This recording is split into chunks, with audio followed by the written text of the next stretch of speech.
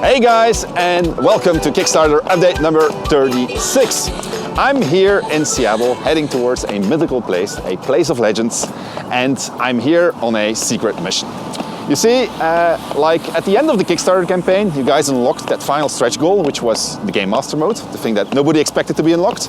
And so we started working on it a couple of years ago now, and we've been very silent about it. But today, we're ready to show it to the world. Turns out that our Game Master mode is awesome. It's really, really cool. It's a completely new way of playing, and we've been thinking about how can we maximize the exposure for our Game Master mode. And that brought me to Seattle today. Because when you start thinking about how will I promote something like a Game Master mode, you start thinking of existing campaigns. And you say to yourself, well, maybe I could convert an existing campaign and put it in Original Sin 2. And that's exactly what I'm going to try to do today, because I'm here today at Wizards of the Coast, and I'm going to ask them if I can take one of their starter set campaigns and put it in Original Sin 2. They haven't said yes yet, okay? So it might fail, but at least we'll have fun trying, okay? Let's go in.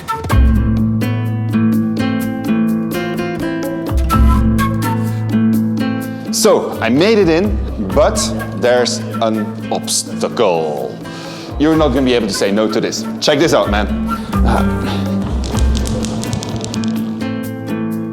I think you're gonna let me in. What do you think? I thought so. Okay, we're good to go.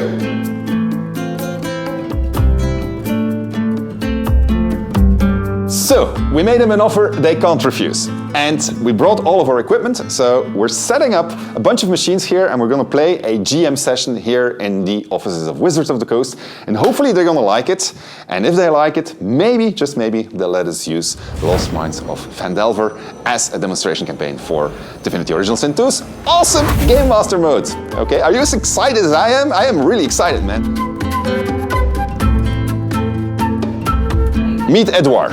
Edouard is going to be the Game Master for the guys of Wizards of the Coast. They're going to be playing Lost Mines of Phandelver. You put it in there? Absolutely, I did. All right, and so upon you falls the holy mission of convincing all of them that Game Master mode is awesome and they should let us use Lost Mines of Phandelver, all right? Yes. Okay, absolutely. I'm really excited. You can do it, man. Go, go, go, go, go, go, go, go, go, go.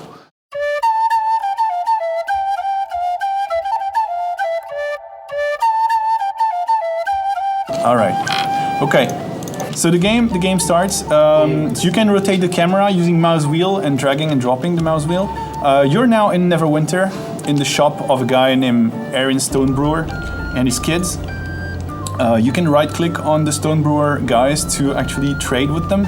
However, this is a tabletop experience, so whatever you do will have consequences. So please, before you start stealing or attacking everybody, please think or talk to me. If the dwarves don't have something that you want, you can tell me, and we'll talk about it. A dwarf named Gundren Rockseeker has hired you to bring a wagon load of provisions to a settlement called Fendlin, a couple of weeks travel southeast of Neverwinter. So you can see the little, yellow pin there. This is where you're going. Oh, there we go. Yeah, there you go. All right, Mary. Well, you hear something in these ruins, like a breath, like something like that. You've been ambushed by goblins. What? All right. So the goblins just like burst out of their hiding places. And go, Maybe. oh, 1 HP left. I know. 1 HP One left. tough goblin. That's right. You've clearly bitten off more you can chew. Surrender now. Hell yeah. So he goes, I surrender. I surrender. So well played. The goblin is absolutely terrified and doesn't really say anything. Doesn't say anything. I run up next to Mary, Go ahead, guys. Talk to them. grab the goblin and shake him and go, what have you done? Where have you been? You managed to also extract that there was a map that they wanted. And this is what they wanted, the map. I poke him in the back and I go, start walking. Okay. All right, guys.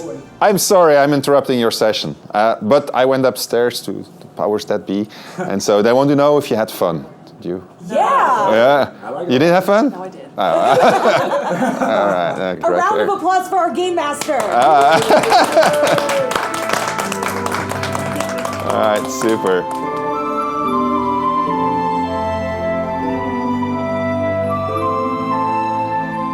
Can you maybe show us how you do story? All right, sure. To do story, we have a particularly handy tool, which are the vignettes.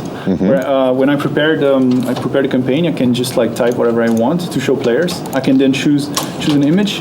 Can you import images? I can import images, yes. Super. For instance, here, this is like official D&D stuff that I imported for this particular situation. I can just double click and load any scene that I have prepared, or maybe not prepared. I can just like prepare them on the fly. And so do you have a selection of scenes that's present? Yes. For instance, if I hit this create new scene, I can call it whatever, desert. And then I have a bunch of scenes here to choose from. So they're prefab levels, that's right, which you can make with the level editor. Yes. And then you can import them in here, and then on the fly you can select them. Absolutely. All right, super. Okay. And then what can you do once you're in the scene? When I'm here in the scene, I have a variety of tools to place creatures, items. So this is the desert that I made. So for instance, these are monsters. I'm sorry, these are monsters. So I don't know. Trying to find a cool monster to place. Yeah, the Neuromancer Garden sounds there cool. You go. That's the undead. All right. And this is Dwarven and can you modify their properties? I can, absolutely. By clicking the Manage Target button, I can choose, for instance, their name. I can call them whatever I want. Their level, of course. You can modify their inventory also? Absolutely, yes. Oops. So can you put like a grenade or something in their pockets? You put a grenade in their pockets. This is the selection of items that we have. This is weapons, and we have grenades, for instance. I can give this guy a bottled Inferno. Okay, excellent. That he will use in the game. And so the AI would use it automatically, but you can possess this guy, right? Exactly. I can just, instead of using the AI, I can just possess this guy.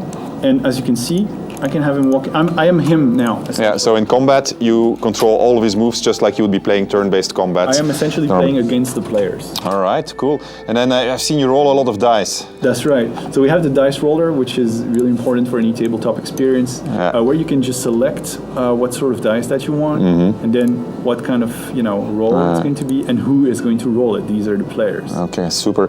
And you have the ability to give them gold, to create surfaces, those kind of things. So for instance, gold is the reward panel, and I can just select, for instance, who's going to get 200 gold, or 750 XP, and then I just hit give, and I can see their inventory right here. This is my own vision of their inventory, and I can see, for instance, that Salak got 200 gold. He already had 15. And you also have your own inventory where you can prepare items. Absolutely, yes. I have Game Master's bag. That's right. So this is some sort of like bottomless bag that I have, and here I can actually create any item that I want.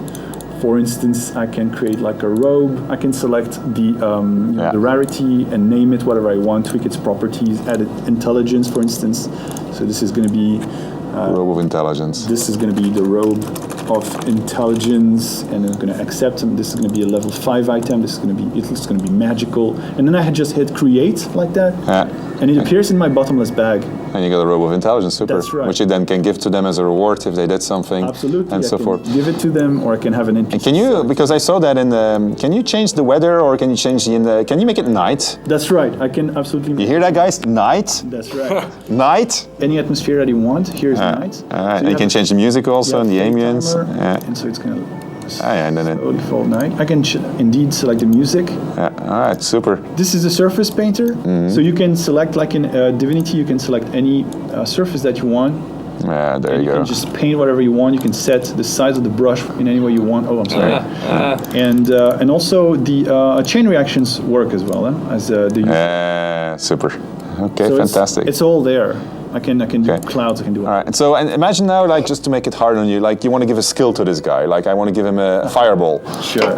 So I select this guy. So here's the guy. It's right here. Super happy about life in general. And I hit K. K is my Game Master spellbook. There's all the spells that I have.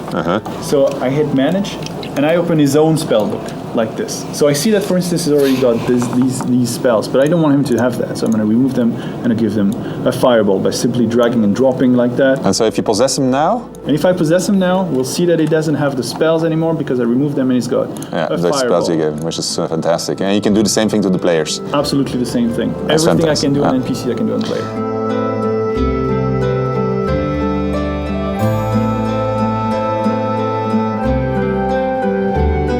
I actually really like it. I found the depth of like what's the DM was able to do was actually pretty expansive.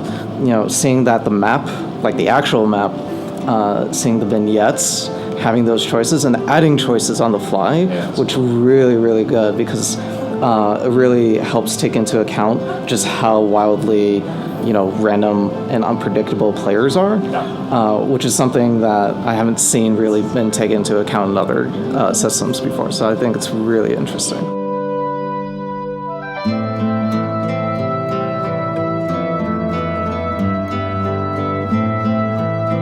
So, there you have it guys, our Game Master mode. I'm super proud of the team and what they've accomplished here. And I'm also really happy because I heard that we can actually use Lost Mines of Phandelver as a promotion tool to show the world how awesome Game Master mode is.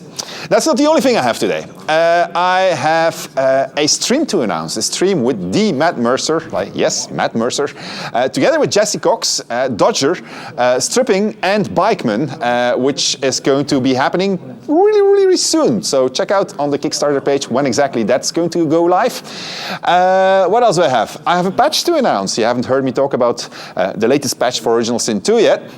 It's going to be coming very shortly. We're having a few technical problems, and that is because it's a very big patch. So we've integrated a whole bunch of features that you guys have been looking forward to.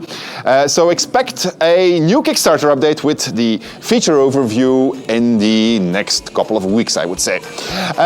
And that's going to be it for today. Thanks for joining us, guys, and see you soon in Kickstarter update number 37. Bye-bye!